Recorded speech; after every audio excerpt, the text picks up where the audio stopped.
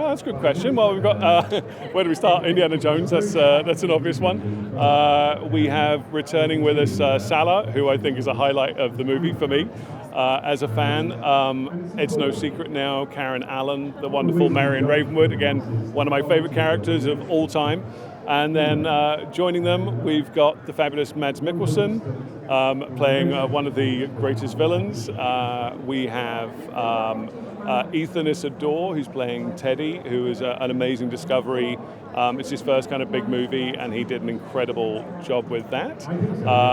Then we have Phoebe Waller-Bridge, who is just wonderful and brings so much heart to the movie, and she's just fabulous and a joy.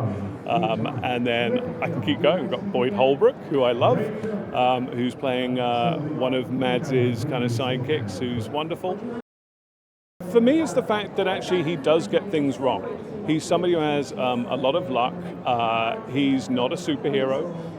He's an average guy, and the thing I love is that he uses his wits. He uses what goes wrong to his advantage a lot of the time, and I think that makes him a very human character, much more relatable. And of course, he's played by this icon standing next to us, who's pretty special. Absolutely amazing. I mean, Harrison is a legend. He's, for me, the term movie star, I think very few people encapsulate that honestly today, and Harrison's one of them. There's no one I can think of who's had more iconic roles than Harrison, and he's a joy. He's such a professional. I think he does everything 110% himself and expects that from the crew, and he's a fabulous leader. For me, I think Indiana Jones is the closest of the characters he's played to actual Harrison, who's quite the adventurer himself. It's a huge movie. It's a huge movie shot in multiple countries on a gigantic scale. I mean, the story unfolds in New York, obviously, as you guys know, now in World War II, the end of World War II.